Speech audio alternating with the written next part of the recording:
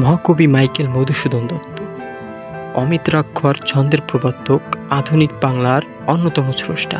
তিনি যশোর জেলার কেশবপুর থানার সাগরদাড়ি গ্রামে 1824 খ্রিস্টাব্দে 25 জানুয়ারি জন্মগ্রহণ করেন। মহাকবি মাইকেল মধুসূদন দত্তের বাড়ি যেতে আমার আনুমানিক 1 থেকে 1.5 ঘন্টার মতো সময় লাগতে পারে। বন্ধুরা, এত সময় যারা চ্যানেলটি সাবস্ক্রাইব করেনি, দ্রুত সাবস্ক্রাইব করে দিবেন এবং লাইক কমেন্ট করে আমার পাশে থাকবেন। ভিডিওটি শেষ পর্যন্ত দেখার জন্য সবার কাছে অনুরোধ রইল। তাহলে চলুন যাওয়া যাক।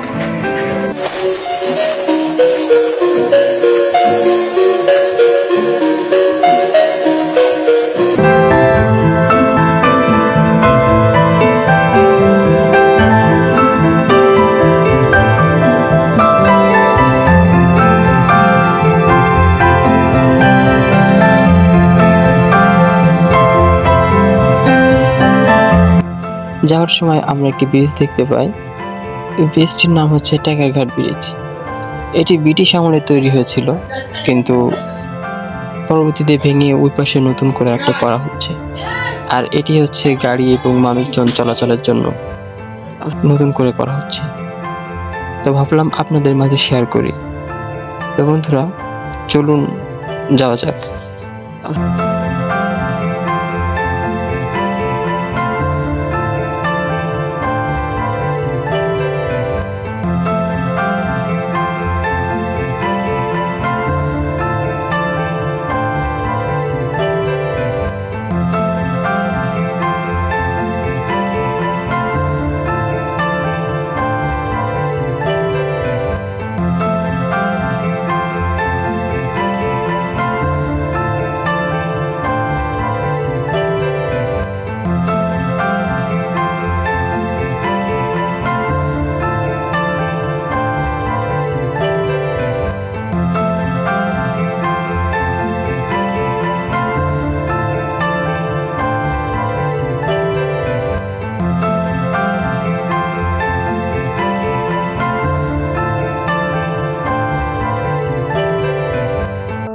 রাস্তা দেখতে দেখতে আমরা চলে এসেছি কাঙ্ক্ষিত সেই মহাকবি মাইকেল মধুসূদন দত্তর বাড়িতে। আমরা এখান থেকে প্রথমে আমাদের টিকিট ক্রয় করতে হবে। আমরা 20 টাকা দিয়ে 7 জন 7টা টিকিট ক্রয় করে নিলাম। এখন আমরা ভিতরের দিকে যাব এবং একটি গার্ড, যাকে বলে আনসার, সে আমাদের টিকিটগুলো দেখছে এবং আমি আপনাদের দেখাচ্ছি যে আশেপাশের দৃশ্য। এখানে লেখা আছে স্বাগতম মধুপল্লী। বন্ধুরা, চলুন এখন ভিতরের দিকে যাওয়া যাক এবং ভিতরে কিছু দেখা যাক।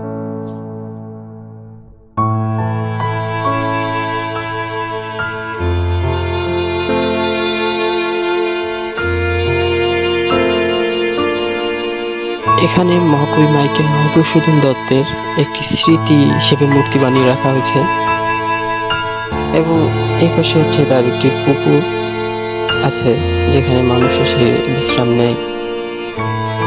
এখানে হচ্ছে তার কাকার বাড়িটা দেখা যাচ্ছে, এখানে লেখা আছে তার কাকার বাড়ি।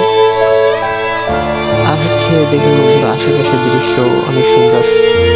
আর এই পাশে হচ্ছে আপনার জাদুঘর। তা আমরা এক এক করে সব দিকে যাব। এখন হচ্ছে আমরা মাইকেল মধুসূদন দত্তের যে স্মৃতি হিসেবে রাখা ছিল কিছু জিনিস, জাদুঘর, আমরা সেই জাদুঘরের দৃশ্যগুলো দেখব এবং চলুন আপনাদের মাঝেও দেখাই।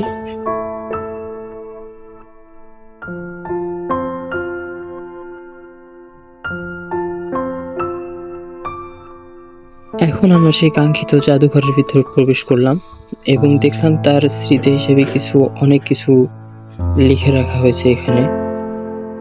এখানে কাচের ভিতর তার পুরনো অনেক জিনিস রাখা হয়েছে, যা ক্যামেরার ভিতর দিয়ে দেখা যাচ্ছে।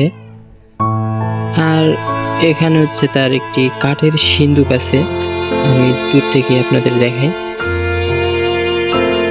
অনেক আগের কাঠের তৈরি জিনিসগুলো এখানে রাখা হয়েছে। এখন আমরা চলে এসেছি তার যে নদীটা ছিল, মানে মাইকেল মধুসূদন দত্ত যে নদীর পাড়ে এসে বসে থাকতো, সেই নদীর পাড়ে।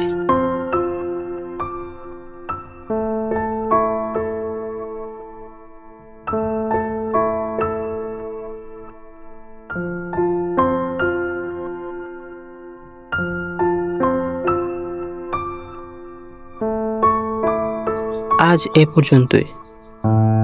ভিডিওটি ভালো লাগলে আমার চ্যানেলটি লাইক সাবস্ক্রাইব করে দিবেন এবং সুন্দর একটি কমেন্ট করে দিবেন, যাতে পরবর্তী ভিডিও বানানোর জন্য আমাকে উৎসাহিত করে। তো বন্ধুরা, সবাই ভালো থাকেন, সুস্থ থাকেন। আল্লাহ হাফেজ।